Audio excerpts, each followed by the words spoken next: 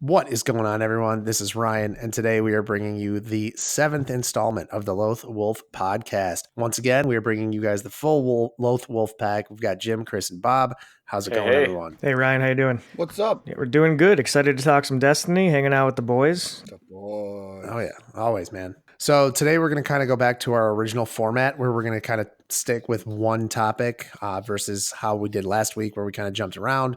So for those of you guys that really enjoyed that format, you're going to be in for a nice little episode here. For those of you that hate that format, sorry, just please listen until the end and hit that like button for us.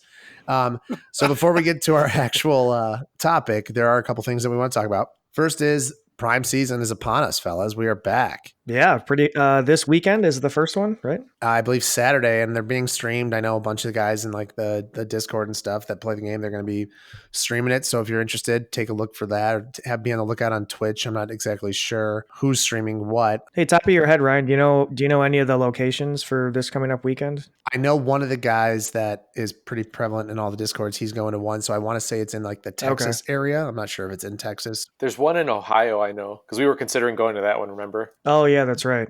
Oh, yeah, I do remember that. You were considering going to that. We can't go to the one that's like 2 seconds from my house for whatever. Such a bummer.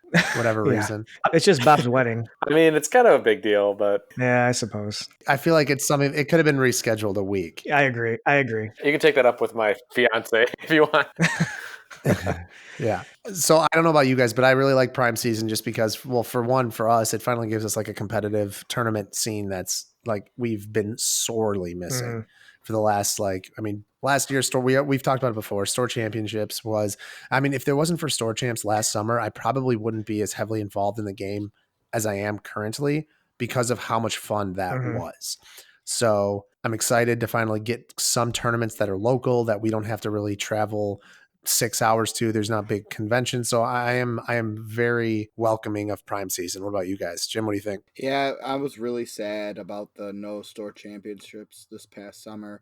Like you said, it was a big reason why I got so involved in the game last year. I'm excited for like the future with Worlds coming up. And I know it wasn't there some unfortunate news though, Chris. They said they're going to stop doing something. Yeah, I had heard, I think via the Chance Cube has a little newsreel now. They said there was an announcement they're not going to be doing galactic qualifiers anymore. So I don't know if you know more about that, Ryan. I don't know if it's actually been confirmed that GQs are being eliminated. I do know that they are changing, they being FFG, are changing who is running their OP events like that. So it's no longer Cascade, which has been running them in the past. Now it's Yeti Gaming. So I'm just not sure if... Maybe they're just they're in limbo or something, I guess, kind of thing. And yeah, they might kind of come up with something very similar to a GQ. I might have been too quick to like whatever con is coming up, PAX East, I think. Oh, right. I think they're just like, maybe we don't have enough time to organize this event. Let's wait a little bit. Right. So I wouldn't be surprised if they did announce either GQs later on or something similar. Bob, what do you think about Primes? You excited? Yeah, I'm pumped. I mean, like you mentioned, we're going to have to travel for the ones that we attend because of prior commitments, but it'll definitely be fun. And I think, as a squad, we've been itching to get back into the competitive scene and, give our name legitimacy. So hopefully we can make a stamp when the Primes come to us. Yeah, we're basically, we're upon the season of we get to group Chris's achievements in with ours and say the team finished 4th place. Heck yeah. And it's awesome. The first one we had 3 top 8s. All 3 of us. I was saying you guys had top 8s. Yeah, we all topped 8, and then you guys both lost in the top 8. I technically didn't lose, so whoa. Every top cut that I make, I don't lose. Yeah, you just gotta bail out. Yeah. The wife made me come home for a Christmas party. For those of you that don't know the story, yeah, it was great times. But yeah, so like I said, it's gonna be fun. We have, besides the one that Bob's blocking us from going to, I think there's 2 more within like an hour radius. And Bob and Chris, the last road trip that we went on in Milwaukee, that was a blast. I had a good time there too. Yeah, it was awesome. I'm pretty sure it's the same venue. So just south of Milwaukee, about a half hour or so. But it is kind of a bummer that for us in the Midwest in Chicago, we have to wait until January and February. But maybe that could also be a blessing in disguise. Like if somehow the next set comes out like early 2020, maybe it could be kind of a crazy show at that February one. in Milwaukee. So we'll see. Yeah. That would be a, can you imagine that'd be a Wild West with covert missions coming out? That'd be fun. That'd be a blast. We just have to remember to go to the right store because Yeah. the story that we forget to tell people. But Yeah. it was funny. Funny story, Milwaukee regional. Yeah. Yeah, if covert missions is out before that, we might be able to get Jim off of the couch and take the trek with us. Oh yeah. Yeah. Possible. We'll see. You know what? I was just telling Chris and I think Ryan too that like there's no bigger bummer than this delay because since I'm not going to Worlds or anything and we can't go to the regional due to doctor, I have no ambition right now to like play competitively because there's nothing to play for me personally. So I will be able to, ramp back up once our regionals come around and we get some more tournament action going. So for those listeners that are unfamiliar with our pal Jim over Yeah. here, this is like a normal cycle for him. He gets super high when the set first comes out, and then towards the end in this lull, it's like, this game is so bad. I just want to play other stuff. No, I haven't. You know what though? I haven't said that it's bad. I just You have been better. You have been a lot better. Yeah, it's not bad. It's in a lull for me. And every once in a while, and I guarantee we share this with other people in the community, we don't just play Destiny exclusively. Like the four of us all became closer via board games and tabletop games and doing other things. So every once in a while, it's kind of good to switch gears. And so like after a set has been out for a while, sometimes I like to kind of play some other stuff and then come back to Destiny. Not that I don't love it. It still has my heart. But every once in a while, I like to, switch it up. For sure, man. Yeah, I agree. All right, so moving on from Primes, we're all excited about it. It's going to give us like the shot that we've all been missing of competitive Destiny. It's going to be fun. Worlds, we are 2 weeks out, fellas. This is going to be a really exciting time. I mean, I know all the top competitors that are going are all kind of cramming and working on their top decks. I like that the errata seems to have actually shaken a lot of stuff up. We've seen a lot of kind of droid variants and Jabba variants and Raylo variants and all that stuff kind of being created and thrown on the DB. So it just doesn't seem like anything is solved yet. I think right now there's no consensus top deck, which some people love that about Worlds, is that it's kind of going to be a Wild West like shootout. Some people would prefer to have that top deck identified, but it is interesting. So my question posed to you all, if you were going, Chris, we'll start with you. If you were going to Worlds as of right this second, what would you play? Me, I would probably take Jabba supports, I think, at the moment. Just as far as my play style, I kind of feel more comfortable with that style of deck. But, I will say I played against, Mike Raylo Rios at our store the other week with that when I was playing Jabba. And he was able just to go underneath me. I kind of had a slow pour round one. And then I was basically just dead, so I would need more testing with that matchup. But that matchup doesn't really seem like, it seems pretty 50-50 to me, like at best. So that is kind of a thing to consider if Raylo's going to be all over the place. But just for me, that's what I would play. I mean, obviously, Droids is still around. Exactly what flavor or plot or no plot is still TBD, kind of up in the air right now. But I just think Jabba is just a solid deck and just has game against everything. Not great against some things, but not super bad against other stuff. So that's what I would take. What about you guys? Yeah, Bob, what do you think? Yeah, it's tough to argue against the droids still. I would probably take the Satine 3PO R2 deck to Worlds. But again, I haven't played with it since the errata. So you definitely have to play test and get prepared with the new version or the new way to play that deck. I would say either that or you guys know I love Afra. I mean, I know Watt did take a hit. However, I guess I don't know who her new partner would be. I know, Ryan, you tried Grievous, and Wes at our local store tried the old Captain Phasma because she's 9 points as well. I mean, I don't know. I think that Afra still has a place, especially with desperate measures and getting rid of supports quickly, and then you're able to ping damage back to the opponent. I think that that's a underestimated aspect of Afra and how she does still have a place in the meta. So I don't know. I would say if you put a gun to my head, I would say the droids, but I would also have a soft spot for my girl. What are you playing, Bob? Gun to your Jimmy head. boy? So actually, this is an interesting question. I was never really a player of the main ones that are viable options like Jabba, the droids, or Raylo. And I actually was playing this deck prior to Spark of Hope, and it was a Satine, Lor San Tekka, Fat Falcon, Gungan, reset deck, and I loved it, and I got really comfortable with it, and I knew how to pilot it really well. And that deck went away because of all the possible big vehicle hate a la Desperate Measures. But with everybody running Raylo or on something else, that could be a cool deck that I think I would just bring just to be like the wild card that I am. So that deck was really fun. Bob loved playing against it. Dude, that deck, That deck was somewhat enjoyable to play against. It was pretty busted, to be honest. At times. It was super busted. Yeah. Yeah. What was it? Elite Lors? Was it single or Elite No, Lorsan? it was elite everybody except the Gungan, Avi. Yeah, so Satine, Lorsan Tekka, Gungan, and AR. Armored Reinforcement, right? Yeah. Yeah, that deck was nasty, man. Just 3 iconic characters. If you get the Fat Falcon out with the Escape Craft, it's so difficult, and if you can't get rid of the Falcon with the Escape Craft, I mean you're in I trouble. think there was one game I made like $23 something in a round, and I can recall that game. You had R2 Astromechs on there, and it was just like reset. Yeah, and it's put other vehicles and such in the deck, and the Naboo Starfighter to reset it just becomes too overwhelming. That was a really fun deck to play. I really did enjoy it, but I put it away, and maybe I'll bring it back just for fun. Bring it back. Yeah. So I think if I were to go, there's 2 questions. Number one, the deck that I've been working on kind of the most recently has been the Jabba 3-wide, and just kind of testing out if Watt's still the man, and he is. I've been playing kind of the TIE Fighter Cultural Records variant, and I've really, really enjoyed it. I actually did really well with it at our local last Friday, losing kind of like not a fluke game, I want to say, but it was a weird kind of game in which I lost. So I probably, if you were to put the proverbial gun to my head, I'd probably play Jabba.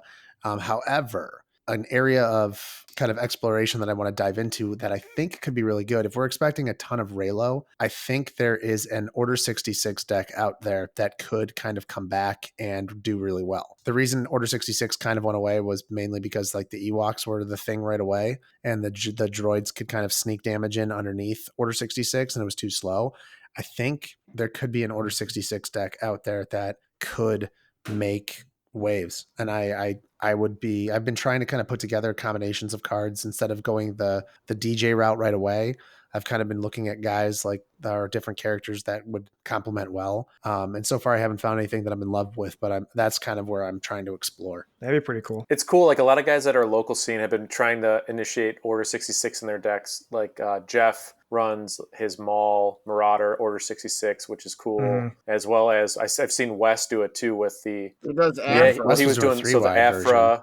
It was Afra's Sentinel Messenger, Old Phasma, and then instead of Grand Design, he was running Order 66, which is, I mean, sometimes with Afra decks, I mean, you have difficulty putting damage where you want it. So, I mean, that gives you an ability to throw out damage back at the opponent. The only downside with Afra is you need money for your droids. And that's the only downside of that. Unless you're generating a lot of cheese, you're going to have a tough decision. Do I pay for Order 66 or do I put out my droid? And I feel like the droid takes precedence almost every time. Yeah, and I think with an Order 66 deck, I think that's the reason people don't go. I think an Order 66 deck is very difficult to play. I think it's going to be one of those decks where it's like money management. You've got a headache after 4 rounds of it because you're trying to think of when to play Order 66, when to sneak damage in, when to play upgrades or anything like that. You know what I mean? I think it's one of those decks that seems really easy. Oh, I have 6 removal cards in my deck that all do damage to you. Right. But I think it's a lot more complicated than people give it credit for. Well, and people forget too, if you don't activate your character, I mean, you can't remove those dice. So if you're all supports, I mean, technically you don't have to activate your character. If you know that they're saving up the money, right, just don't activate them. Well, how do you beat them then? Definitely. Well, that's why if you have support. Well, that's why like a DJ deck would probably be the right move there, because then you're still doing damage. But I don't know. We'll see. I'm gonna try and mess with it a little bit and see what I can concoct. Anybody else want to say anything about Worlds? Let the games begin. All right. Yeah, that's awesome. I'm excited. So our next podcast is actually scheduled like the weekend of Worlds or the week of Worlds. So it'll be interesting to see kind of how the primes shake up the meta by the time we get there. And I'm looking forward to discussing it with you fine gentlemen. Can't wait. So one of the things that we talked about, or we didn't talk about last week, we recapped the 3 spoilers that kind of Matt released on Facebook, but we did forget Bob's boyfriend got a new card. I think this is Poe, 7, it seems like. Yeah, I who's feel like counting? Probably something about that. That sounds right. Oh, yeah. Not enough for Bob, that's for sure. But yeah, Oscar Isaac, it's a reprint in his Poe 3, I believe it is. Bob, I'm going to let you take this one down here. We have Poe Dameron, Reckless Aviator. Go ahead. So Poe is a legendary card. He is 14 and 17 points for 12 health. He has the subtype Pilot. He has 2 range sides, a 2 indirect, 1 discard, 1 resource, and a blink. And he has the piloting ability because this time he is a pilot. He's not more than a pilot. Oh, okay. Power action on him is spot a vehicle that has no damage to place 1 damage on it. Then resolve its support dice, showing damage, increasing its value by 1 or by 2 instead if this character is piloting it. I mean, I think that's pretty awesome. I mean, you could just chuck out major damage using your vehicles. He's getting choked up. He loves him. Yeah. I'm getting loves him choked so up much. over my boy. It's a once Wow. around crate speeder. Yeah, but you can't do it on. It's like a Snoke. It has to be on damage. You can't get money or whatever off it. Yeah, they learned their lesson. But yeah, I don't know, man. He's just 17 points is just such a bummer. Like it's so expensive, but he is beefy. But I don't know, 12 health but I don't know, 17 points is just kind of he's thick. But I don't know. I mean, it's hard to, and the 2 indirect side is kind of underwhelming too. The power action is really strong. I'll give you that, but you got to have either like a way to remove the damage or spam out vehicles to get max value every round. So interesting character for sure. I think just kind of off on the surface. Yeah. So without seeing the rest of the set, I feel like Disney FFG and then Disney, they're not just going to create a new Poe without giving him a ton of support. So I feel like this 14, 17, 17 is not horrible. It's like 18 is like the danger zone. That's why Obi-Wan sucks all the time because he's always 18 or 19. 17, there's workable stuff. Plus, you can get a plot maybe snuck in there. For sure. I don't know. I'm interested to see what Jim and Bob have to say. I like Poe. I don't mind him. I think his power action is definitely going to see play. It's going to take him a while to get killed. 12 health is a good amount. Yeah, 12 health is a lot. It is going to depend on his support, but I don't think that Disney's just going to release a new Poe and then have him, oh, sorry, Poe, you can't do anything. But, I instantly start to think of like Poe Satine AR, where it's like, yeah, that's where my head you're went too. ARing out whatever vehicle you want Poe to pilot. The black one. You got to assume they're giving you a new Poe something. Or the Ghost. I mean, the Ghost that is an got automatic spoiled. AR there. So, Yeah. hold on, just hear me out for a second. Let's say you do that, and then Satine is the one fixing your dice, and then Poe's the one, spiking a little bit of damage. The problem then would be like, if you're a vehicle deck, you still need to ramp up on money, and if you're using Satine for focus and Poe for damage, where are you making your money? So it's really interesting that he's very vehicle centered and he's a high cost character. A lot of the best characters in a vehicle deck are very low cost. That's a good point. He's very high cost. So I feel like this has YOLO Jimrin all over. yeah, him, he's though. pretty cool. But no, it can't be YOLO because it takes an action to do his power action. So like he can't. That's true, but he's got piloting, so I feel like you can instigate into a piloting into a ghost, and then here's 11 damage. For sure. I mean, until people start getting reps, when you read the card, it sounds like Chris said, it sounds okay, and 17 is beefy, but perhaps with the rest of the set, maybe he's really good. Maybe there's a vehicle that kind of bolsters his power action effect. Who knows? So I guess we'll find out. Bob, what do you think about your boyfriend? I mean, I think it's cool. I like the idea. I was going to mention the AR idea too, because the black one from Across the Galaxy, it says like spot Poe Dameron and turn it to any side, and then obviously if you have BB-8 on there too, I think he allows you to re-ready it, I believe, or something along the lines of that. It allows you to roll the special back in. Okay, that's what it was. Or if you, deal 1 damage to a character, and if a droid is attached, you have to have a droid re-roll on this it. dice. You get to roll it back in. Yeah, correct. That's just an idea. I like the idea of the ghost too, that you can ambush out and then just do damage quickly. Maybe if they give us a within 13 point Spectre character, like it would have to be is that? Arabe. Yeah, but then you're mono red. But if they possibly give you like a 13 point Spectre character and then you are able to use the ghost to its full potential, Poe could be pretty sweet. Well, so far all the Spectres have been what 8-11 or 8-12.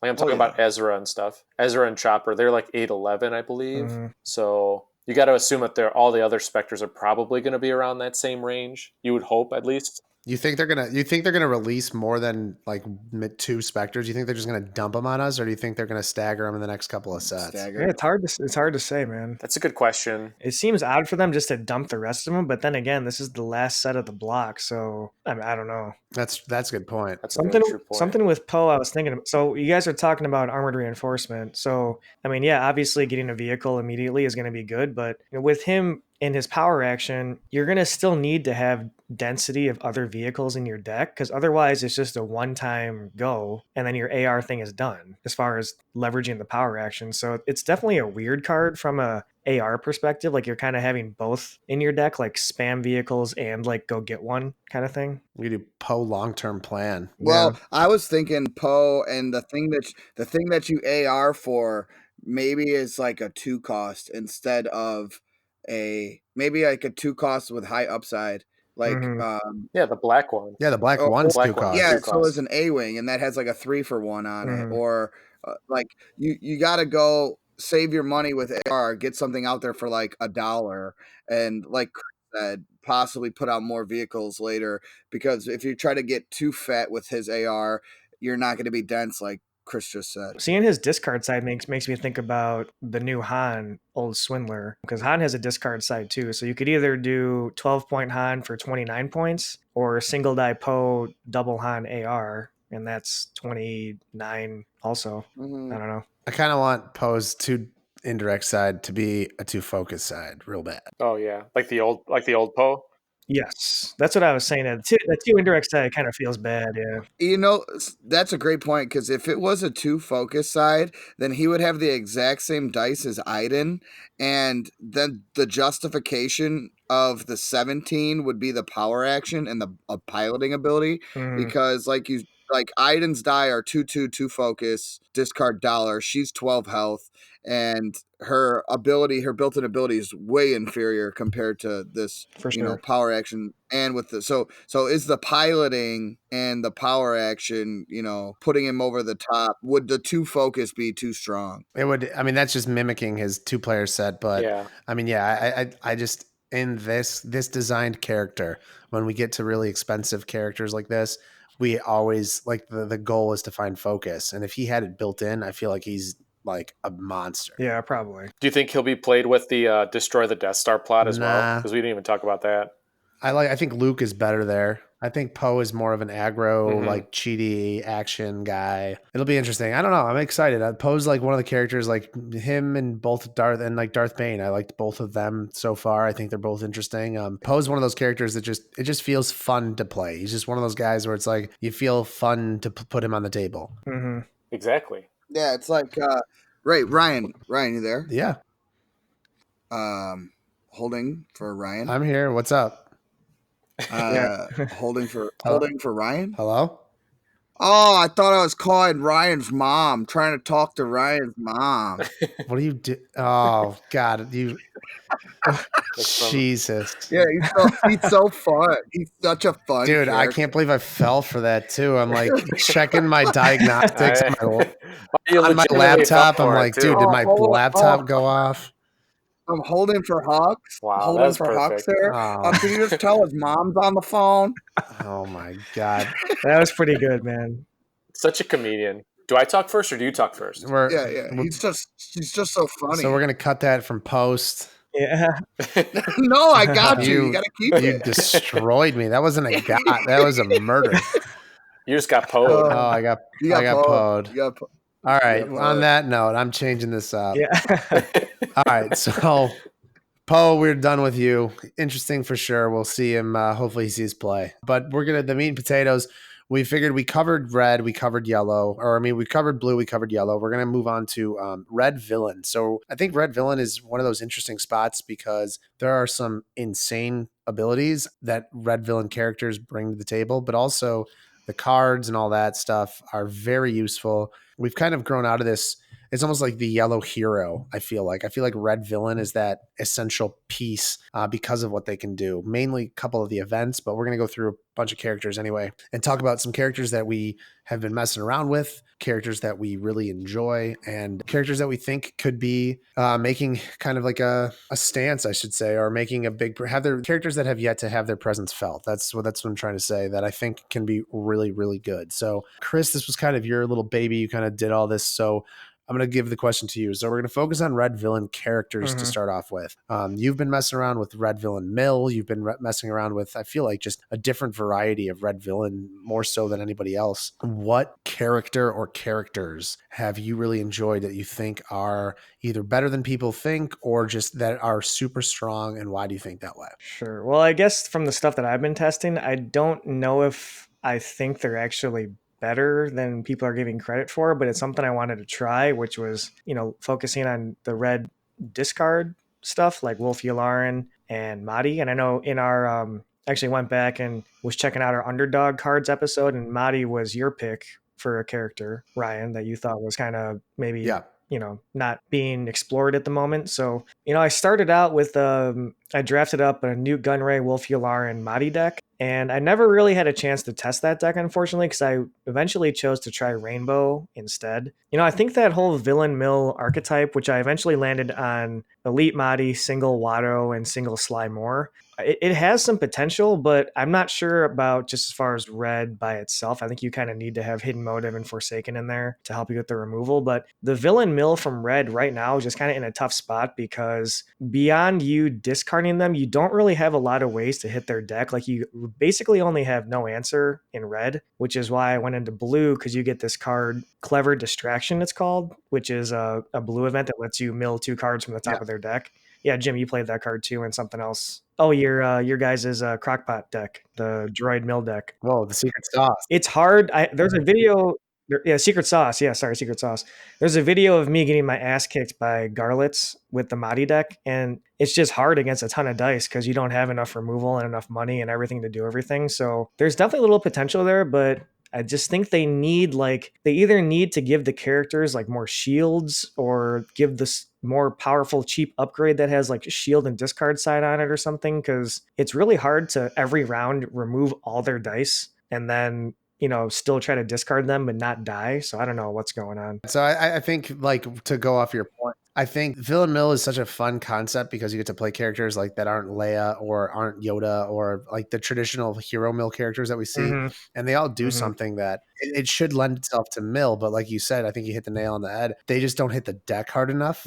Like Wolf does a ton of cool tricks, but he's not efficient at hitting the deck. And I think that's where Villain Mill. So I think the two things that really count against a villain mill deck are, one, they don't hit the deck. Two, they're not fast. So they have to be able to do their stuff. Yeah. Versus like Yoda Leia that could win in literally like 2.5, 3 turns. Right. That's the thing. Like you said, in this deck that I was playing, you have to stay alive for 5 rounds, which is like nearly impossible. Yeah. And then in any hero mill with Yoda, you can kill them, like you said, way faster and mill them out. So yes, in today's meta, if you're going to 5 rounds, you're probably losing. That happened to me 6 games in a row, actually 2 weeks in a row. So yeah, I think I was 0-6 2 weeks in a row trying it out. So a good testing session. I might have won one game. I can't remember. Oh yeah. But just to go back to that real quick, I started with single die Jabba, single die Wolf Yularen, and I think Sly. And that was even worse than the second deck I made because you just need dice. Like, it's weird because you got to roll your dice in to find a discard.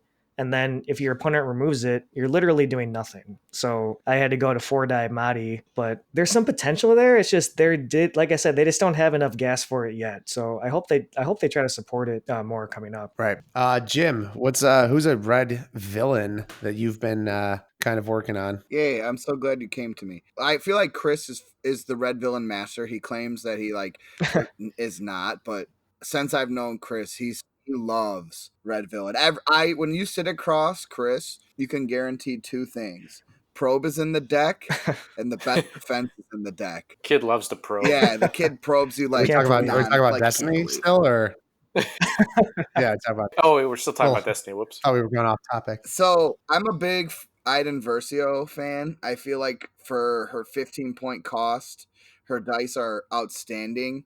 And people used to pair her with Hask and go with the military camp, or I'll stop for a second. Bob had a really cool deck with Iden. What was it, Bob? It was Iden, Mud Trooper, First Order Stormtrooper. Yeah, Bob was like awesome with that deck. But my new thing, I think, is going to be Iden and Old Phasma, because that would bring us to 28 points now, would it? Or no? She's 9-13, so yes, 28. Yeah. So then you could get Iden, Phasma, advanced training, and that's pretty cool. So I'm down to try that. Iden's my favorite red villain character. I used to be a Tarkin guy back in the day, but he's not really in the meta anymore. But I'll pass it over to Bob, because Bob, I'm interested to see if you say Iden as well, or if you go somewhere else. So I also love Iden because of the deck you mentioned. It's very that deck was awesome. It flowed very smoothly. However, I'm going to mention someone else. You mentioned Captain Phasma, the old Captain Phasma, but I'm going to bring up the new Captain Phasma, the Big Mama Phasma. She's good. She is good, and she never really had her time in the sun. I think because was it because Convergence came and then we quickly had the new set? Maybe was it because we didn't have any like real true championships or like tournaments when she was in her heyday? That's possible. But I think, the ability to check out total of 4 dice with one character cannot be understated. And plus, I think, I've been messing around with the advanced training plot with First Order Stormtrooper. However, I think, I'm finally coming home to the idea that the Retribution Sentinel Messenger idea, like setup, is probably the more ideal way to go. And or just to have Retribution at all with Phasma, because you have so many more character dice out there that every time they remove them, you're still doing damage. It doesn't feel as bad. I think that is probably the way to play Phasma. I have yet to try that in a tournament. I might try that tomorrow at our local scene, and I'll let you guys know. But I think Phasma's awesome. And then one more little shout out I want to give to the Battle Droid, who was the way I got red cards in my Afro decks for many, many years. So shout out Battle Droid. Battle Droid has a store championship. He took some best defense hits, but hey, he did his job, and I was thankful for that. Roger. All right, yeah, so I have 2. I'm only going to talk about this one briefly because I talk about him every single podcast that we do, and that's Wat Tambor. I think Wat is one of the best support characters ever printed, or I'm not over exaggerating that. I think he's so good, and I played him on Friday, like I said, in that Jabba deck. I've been playing with him on TTS for a while too in that Jabba deck since the errata, just to kind of test whether or not he was still going to be useful. And the answer is yes. I think there are cards that were overlooked before in initial Wat builds or Jabba builds because he could Wat out an entourage, and that was usually like the money play. But I think the card like Cultural Records, and we're going to talk about supports in a second. I'll gush about Cultural Records, or TIE Fighters, or even the Super Laser Siege Cannon. Those cards getting wadded out feel just as good, if not better. I was kind of like skeptical about Cultural Records at first because I didn't like the card initially when it got printed, but being able to wad it out and take a peek at their hand right away, if you can get that special, it was crazy. Like, it was super powerful. I did it against Garlitz a couple times against his Raylo, and it really swung the matchup. And so I think that's a really valuable play. And also a play that I did against Mark, evidently, against Raylo. He started with the shields, and I started by wadding out a TIE fighter and knocking the shields out, or knocking a shield off of Kylo to prevent the power action or something like that. Cause I like rolled a range and those have ambush. So I was able to roll it out, hit range. It was a lucky roll, 1 out of 6, but still having that possibility or that potential to take away his shields or to sneak in damage or maybe ambush a disrupt, anything like that is a really, really strong play still. So I think Watt is still good. I think if people were assuming that maybe Jabba was taking a pretty big hit without Entourage. Sorry, my dog's playing with a chew toy in the background. You can hear that, I'm sure. But Watt's still good. And then the other card, we've talked about him before, but I want to touch on him again because I still feel like there is something here. No one's found it out yet, but Thrawn Grand Admiral. So the new Thrawn, new legendary. I still think that there is a deck that uses his ability, his dice to the full effect. And I think he can still be good. I know 19 is a little bit beefy, and it sucks because I'd almost rather have him 20. So then maybe, like Bob was saying, we can run Retribution and get a little bit extra spice there. But I definitely think that Thrawn is a character. Besides the Execute Order 66 deck, I do want to look into Thrawn. That's another deck that I want to look into. Well, you can actually run Retribution because it's 20 or more, right? And he's 19. Yes, that's what I said. I cannot. So I said, Oh, I thought you said you can. no, I said I wish he was. I almost wish he was 20. Maybe so that's I a could reason run why they made him Retribution. 19. Actually, who knows? Sorry, I had to make my dog sad. I had to take his chew toy away. Wasn't there a month or two ago? Wasn't there some tournament in Europe where a Thrawn Sentinel AR deck like did pretty decently or something? I can't remember that. Yeah, it AR'd it The AR'd Dooku out sailor, right? the Dooku Baron. Sailor. Oh, Dooku Sailor. It had Umbarans in there though, just in case they faced Ewoks. But Right. yeah, it did. Sure. I think I don't know if it top 8 or top 16, but I definitely know it made the cut. What kind of tournament was that? Do you remember? Yeah, it was like a European or like It was a big something one though. like French nationals. It was a big one. Maybe it was like think European or something like that. But yeah, it was Okay. definitely a big one. I was playing a Beckett Thrawn for a little bit, and it was pretty good. It was like unexpectedly good. Who was the guy that the dude used with Palpatine? Conan Madi. Watch Palpatine. It was Conan? Mahdi, yeah. Oh yeah, Yeah. it was Mahdi. Yeah, that was the craziest thing that I've ever seen. Just taking down Drew from Arrowbrook with his droids, and this guy just like slow playing until the end, and then all of a sudden just nuking him with Admiral. It was a wild game. Before you move on, can we touch on how the subtype trooper has impacted Red Villain outstandingly? Oh, it's like, yeah, so that's a really good point. Yeah, so we've mentioned this in several podcasts before about how each color now has these subtypes where they're all well defined. I think it was the Bounty Hunter podcast where we were talking about. And red, traditionally now you get the leaders and you get the troopers. And there seems to be a ton of support, like just off the top of my head, like Salt Flats is a leader, but then you get military camp, which is trooper. So like you see all of these cards fitting into these subcategories, like whether it's an event or whether it's an upgrade or whether it's a character. And it's just, I know for like Jim and Bob and even Chris, you guys are all like deck builders at heart, and I'm getting there. I am getting there, but it has to be cool. Like when you're putting together a deck from scratch and it's like, oh, I'm going to build a Phasma deck. Let's see all of these cards that interact with troopers in a way that make her better. But also, I don't know, maybe it's the nerd in me, but when I'm rolling out a Phasma deck with a bunch of troopers stuff in it, it's like I'm like almost like commanding that trooper. Like it's like it feels like you're, Yeah. I don't know, like rolling troopers. I don't know, like droids feel like droids because now they've been defined to do something differently. Troopers are supposed to have 2 blanks on their sides, but they also have all these cards. I don't know. It's just really cool. Yeah, I will say I think kind of going back to the plot, advanced training really is a huge boost for that entire thing because I don't know if Phasma maybe isn't really that good without the plot. I mean, it's kind of hard to say, but I mean that plot is pretty insane for the troopers,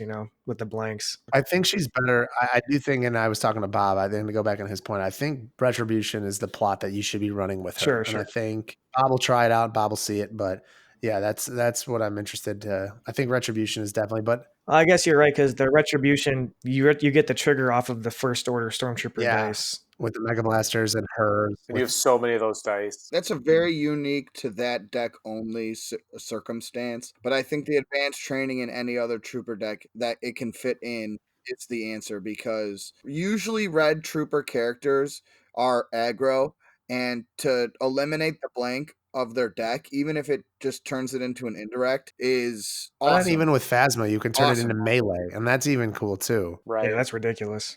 It is kind of interesting how the two sub themes of Red Villain, how they have the troopers and the leaders. Like Jim said, the troopers are aggro, and then a lot of the leaders are just the control, discard, support characters. So they kind of have both built into the faction, which is kind of interesting. What is new Krennic? Is he a leader, I would imagine? I'm assuming he's a leader, yeah. He's got to be, right? He's also, 1013, I think, right? Yeah, he has to I'm be pulling him up right now. Chris, that's a great point. The leaders all are the Krennic is 1013. He's character leader. Are all the support characters, whereas your troopers are your aggro. And that's really awesome how they've really well defined the red villain category in such a unique way because it can go in 2 different areas. Whereas like yellow villain is pretty much just scoundrel bounty hunter, and they pretty much do the same thing, just with a because bounty hunters aren't scoundrels. Little different twist.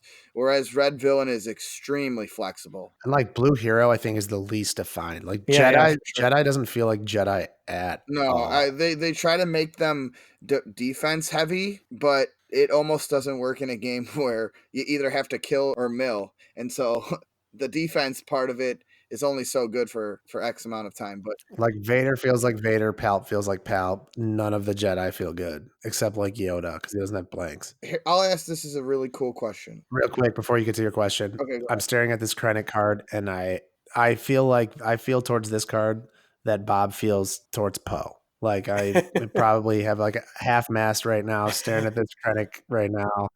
Just I think he's delicious. But anyway, go ahead.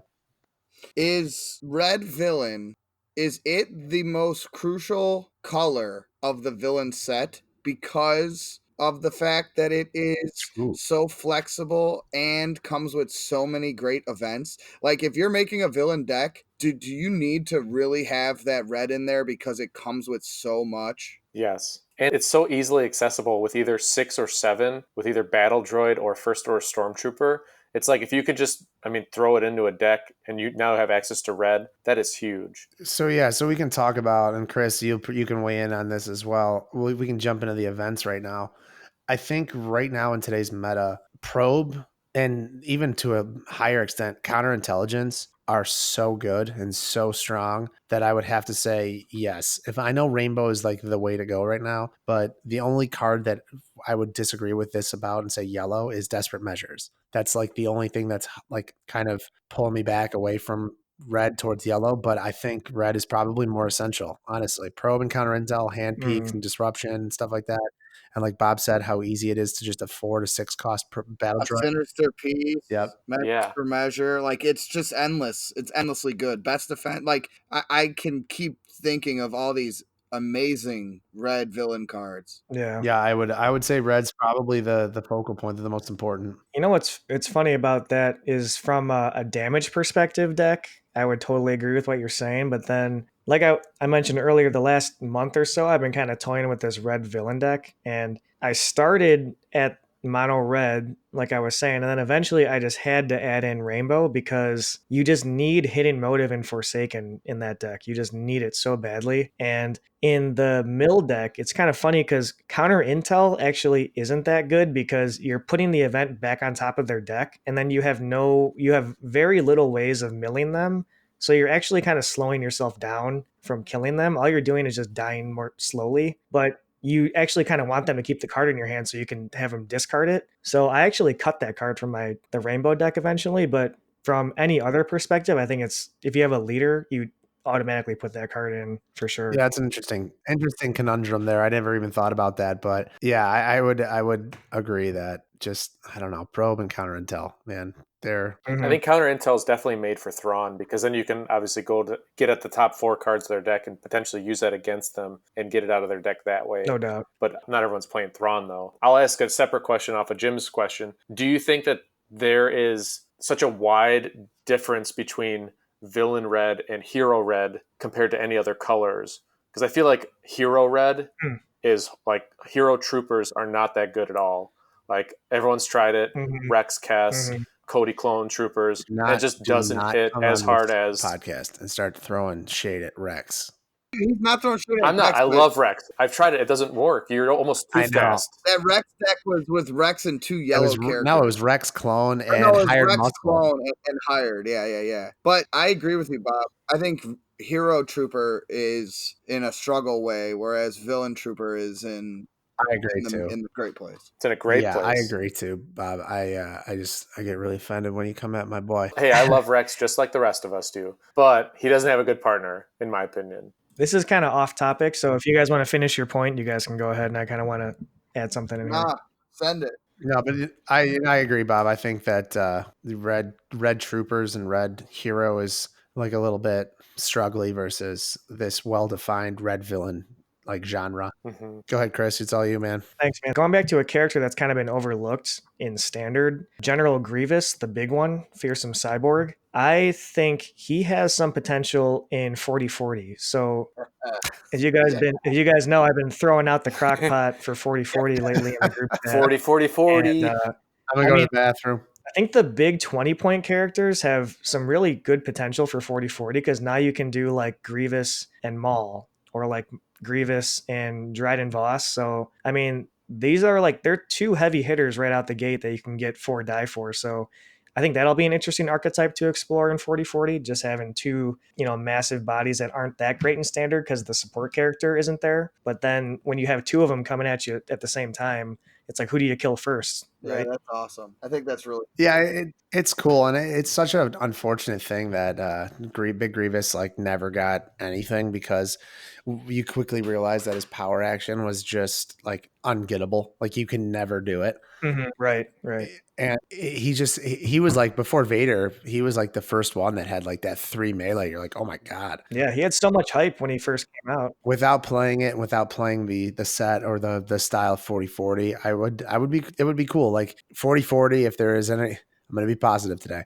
It is cool to revisit characters that have been lost in the standard shuffle and maybe make them viable. Yeah, I was texting with Chris and I was like, ooh, people like Bo-Katan or people who have never ever seen the light of day could have a shot at least being fun in 4040. Yeah, characters, they're too expensive for standard, but then that too expensive becomes a middle for 4040. Yeah. Yeah, because you don't know if you want to run like 5 guys or do you want to run these 2 like huge brick shit two houses beefcakes. I told Chris, I can't wait for the day where I sit down with Qui-Gon and Obi and you have to go through 100 shields to kill me. Billion shields. It's going to be the greatest day of my life. We were saying he can get profitable connection in that deck too. Yeah, I could go Qui-Gon 19-point Obi with profitable and have 1,000,000 shields. and never take 1 ounce of damage. Jeez. Exactly. That's hysterical. That's funny. All right, so are we good on the red villain? The red villain. Are there any supports you guys want to touch on? I mean, I talked about cultural records. I think it's really good. I think it's very, very strong. And then one of the other ones that I'll touch on is Super Laser Siege Cannon. I think people overlooked it at first because it was kind of like it was a worse fist. And I think now with Watt's power action, if you can Watt it out, hit the 5, roll it back out, hit the 5, or power action and make it a 6. I mean, it's really good against Palp if you can get it out.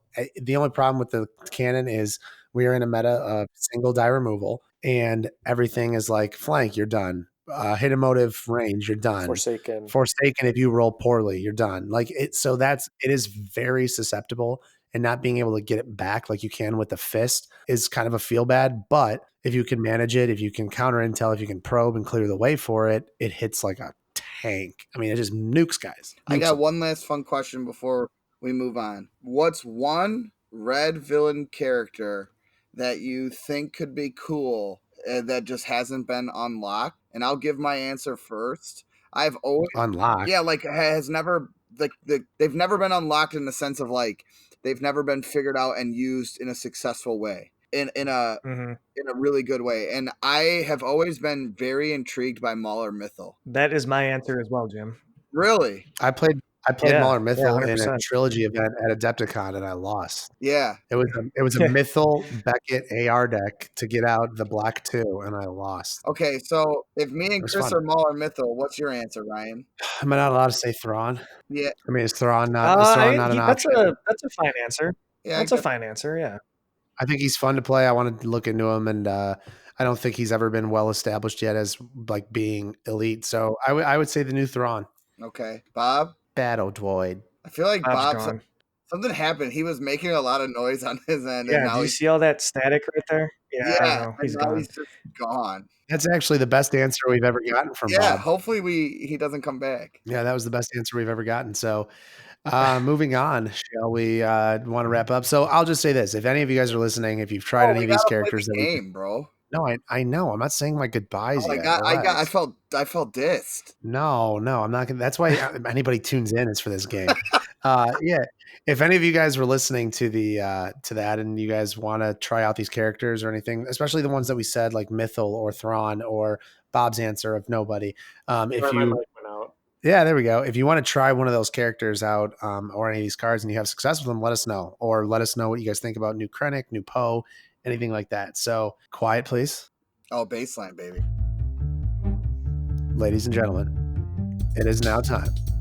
It is now time for the Idiot's Array, hosted by the one and only Jim Welsh. Jim Welsh, what is going on? All right, welcome back. We are here with another episode of Idiot's Array.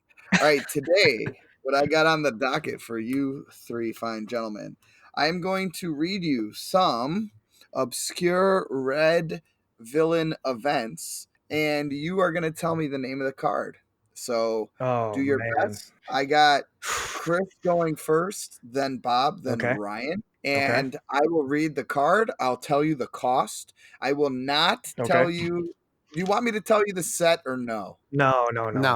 Okay, so I'll read you the card. I'll tell you the cost. I won't tell you the set. Jim, Sound good? if I can interrupt, just to confirm, these are all villain. There's no neutral, correct? That's all villain, no neutral. Okay, gotcha. All right, Red I'm in. villain. All right, we're starting All right. with Chris first. Chris, name Yep. this card. It is a I'll try. two cost event. It reads: activate one of your red supports. Then you may resolve any number of its support and mod dice in the order of your choice without removing them from your pool. Funny enough, I actually know this one. I know this You may one too. fire when Dang it. ready. Commence primary ignition. It is commence primary Good job. ignition from across the galaxy, card 23. Well done. Thank you. Nice Thank job, Chris. What reasoning do you know that? What deck is it in? you. Dude, from the last I know couple it weeks too. of my crock potting, I've just been going through the entire card pool like over and over and over again. That's so So funny. We get at least I- 4 texts from Chris a day that are 40-40 decks. It's like, yeah, look at this Luminara on Dala deck. That's crazy. All right. Look at all these solos. Up next is Bob. Bob. Is he there? Is Bob Bob, are there? you here? Yeah, I'm here. Can you hear me? Yeah, your mic's a little quieter now, though. Yeah, sorry. All right, so this is a 1 cost red event, and it reads: choose a weapon from your hand and play it, decreasing its cost by the number of weapons on one of your characters. I'm gonna guess. I don't know. Okay, Suit up. it's not suit up. It has grievance. It's not browbeat, so- is it? Ryan, it's on to you. Is your guess browbeat? Yeah, I don't think it's It is- browbeat. Browbeat's a It removal is card. not browbeat. Chris, do you think you know the answer? I think I might. It Okay. is well armed. Chris is on fire because this is his expertise. He needs Boom. redemption. Well armed. Yeah, I was 0 for last week, so I need some redemption. Here. Nautilin. Okay, so Chris steals that point with well armed. Ryan, it is now on to you. This is a 0 cost red villain event, and it reads: gain resources equal to the number of defeated characters an opponent has. Ooh. Is Tarkin on it? You said it's a zero It's a coster? 0 cost. Tarkin's not on it. I'll even read you the fun little text that they have on the bottom, and it says, So it's not gonna "Here's help. to Inferno Squad. May we live up to our name." A quote from Gideon Hask, who is on the card. Oh man, I know what it. Oh man. I don't know. Pass. Okay, it passes to Chris. My guess is I don't think this is right, but undying loyalty. It is not Undying Loyalty. Mm. Is Bob? Do you have any idea? All right, Bob loses. Bob, are you gone now again? All right, Bob's in limbo. So the answer is a card. Can I guess again for no point? Sure. Is it called 2 Victory? Yeah, it is called 2 Victory. Oh, he's man. holding a glass. He's holding like a champagne glass. Yeah, Oh, son good of call. a gun. Well, nobody gets the point, but Chris, good on you for coming back to that. All right. Well, It got there, yeah. Good slow cut. if Bob reconnects, we'll give him the next option. But since he's not here, All right. it's gonna pass to who just started that one? Was it I think it's Chris's. It's Chris's official Chris's turn now. official turn? Okay, Chris, here we Yeah. go. Uh-huh. This is a 1 cost red villain event, and it reads: play only if each of an opponent's characters has 1 or more damage on them. Remove 1 of that opponent's dice.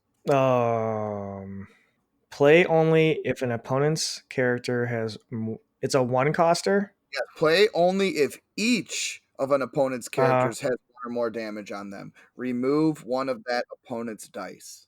I feel like I should know this one and I don't. I'm going to pass. Ryan, any idea? No. Bob's back. Bob, you're back on here? Man. Maybe. Well, this is an Never mind. interesting episode of Idiot's Race. This is our first ever technical difficulties mid-show, my friends. So Coincidentally, during the Idiots Array segment, because idiots are what we Correct. are, and Bob gets disconnected. Yeah. Is this from? and hold on one second. And it's pretty funny that it's Bob that lagged out because we always rag on Bob, and now this just gives us more ammo. Oh yeah. Okay, it is from Legacies. This card's a Legacies card. It's that's There what I is a thought. picture I can of a see it. guy behind a wall while lasers are. Oh, and he's got the machine. It's battle fatigue. It is battle fatigue. Yep. We'll give There it Ryan is. the point on Good that. call, Battle fatigue. Okay. Next card. We'll go Ryan, your real turn here. One do it. cost, red event. Play only if you have more support dice in your pool than an opponent has characters in play. Take control of the battlefield. You may use its claim ability. Wow.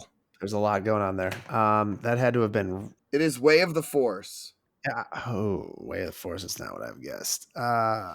Play only if you have more support dice in your pool than an opponent has characters in play. Take control of the battlefield. You may use its claim ability. Overload. You are close, but it is not Overload. There's a picture of a giant AT-AT on the card. Chris, any guesses? I believe it is Overpower. Oh my! It's Overrun. It's Give the Overrun. point to Ryan because it is Overrun. Ah. It is Overrun. You guys both went. You both knew that it was over something, but Overrun. It's Overrun. Yeah. Overload is a card. So we're down to the last couple, and Chris has All right. 2. Ryan has 2. This is a Ooh, tricky baby, one. here we go. How many does Bob have? Bob's got 0 because he sucks. How many who started that one? I have to start marking this. Was that a Chris? Okay, I did. So this is a Chris. Ready? Chris, this is a $1 red event. Spot a red character to turn any number of your vehicle dice that have the same title to the sides of your choice. Wow. It's built for TIE fighters. 1 cost, spot a red, Spot turn a red character any number of your vehicle dice that have the same title to sides of your choice. Man, I have no idea on this one. I want to guess that it has targeting in the name, but I'm not going to give Ryan any more ammo, so I'm going to pass. Okay, Ryan. Is it attack It formation? is not attack formation. So this one will be no points. It is called In Tandem. Oh, wow. Is there a TIE bomber on that one? It's like 3 TIE bombers on it. Yeah. Yeah. Wow. Yeah. This is crock Okay. pottery. Final 3. Yeah. Ryan starts off, right? Okay, Yes. 1 Yep. cost event. Remove a die showing the same value as one of your die. That's it. Yep. 1 cost event. Remove a die showing the same value as one of your dice. All right. Removal. I should know removal. I can't. From This is not an excuse. surprisingly, this is from the new set. Yeah, I know. I was going to say, I thought this is a new card. I need to get the removal. That's actually not that awful of a card. It's not really, yeah. New set. The removal cards we got. Is it Warning Siren? That's nerdy. That's a good call because it is Warning I would Siren. not have gotten that had you not told, Nice, had you Ryan. told me that Very it wasn't good. in the last set, the new set. I Yeah. thought it was in Convergence. Dude, nice, Ryan. That's a good one. Okay, Ryan's got 3. Chris has 2. Good job. Chris, you got. So this is for the tie or the loss We right got here? 2 left, so you'll go and then Oh, okay. Ryan All right. will go, and then we'll see if we have to do a bonus one. All All right. right, Chris, this is a 0 cost red event. Turn a die to a side showing Okay. a discard. Oh, you got this one. Yeah, this is called Hatching a Plan. Is hatching a plan. Nice. And Wolf is on Nice. that, I believe. Or Yeah. some guy with Okay, and Ryan, If I didn't get that one right, I would have lost all you my would have been. credibility. This would have been a canceled episode. Ryan, this is for the win Yeah. if you get it. It is a 2 cost red event. Remove a die showing damage. Then deal indirect damage to an opponent equal to half the value showing on that die. Tarkin's on there. Tarkin is. Crush the Rebellion. It is Crush the Rebellion. Very good. So Nice. Very good. Ryan is this episode's winner of Idiots Whoa. Array. So I just want to thank my mother and all the other people that have been in Who my life. the real highlight though is who the biggest loser is, and that's Bob, obviously. Yeah, we had a competitive game without him. It's nice. yeah, so surprisingly, Right. like 2 seconds into the show, Bob cuts out for the second time, and he hasn't even like updated us on his Yeah. status. So we've received no texts or messages about In what like had 6 minutes. He's like 6 absolutely minutes. he's just ducking us because he didn't know any of the answers. So, oh, you know what? That's really funny, guys. If you take a look at the screen, he's typing. I see it now. He I see says, it now. so just for our listeners, Bob says, "This sucks. My mic I'm won't down work. here. I'm down here in the chat." I don't know if he thought that I was going to type the questions to him, but I hear you guys. Yeah. oh, he hears us. He hears us. Oh, that's Uh, interesting. Bob, would Oh, you have man. gotten any of them right? Hell no. Let's see what he says. He Nope. says no. He says no. So Bob can hear us. He just can't talk to us, which is ideal situation for the Loth-Wolf Pack. Well, thanks for the game, Jim. That was a good one. That was some of those were kind of tough. Yeah. Yeah, there was you. The crockpot games are always sketchy. I don't know the answers to most of them. Yeah, but you won. Yeah, I know. It's But I'm true. saying like I was luckily like Crush Rebellion is one card. I think I've played that card. Warning Siren, I just knew because it was removal. Chris, I feel like you got some tough breaks there, but by all stretches, you should have. Low key Hey, that's how warning. she goes, man. Warning Siren doesn't seem that bad to me because there's a lot of times where you have a dice showing the same values of an opponent's dice. Yeah, definitely. Yeah, for sure. Pretty interesting. All right, everyone. Well, thank you for tuning in to episode 7 of the Loth-Wolf podcast. On behalf of the Silent Bob, that's kind of funny. Silent Bob, Jim, and Chris. This has been Ryan, as usual. Jim and Silent Bob. Yeah, as usual. If you guys have any comments, questions, concerns, new brainer, let us know. And we'll definitely, we love when you guys comment on our videos and we get to comment back to you guys. It's a cool interaction. So please comment, let us know what you guys think of the episode. As always, thank you guys, and the Loth-Wolf Pack out.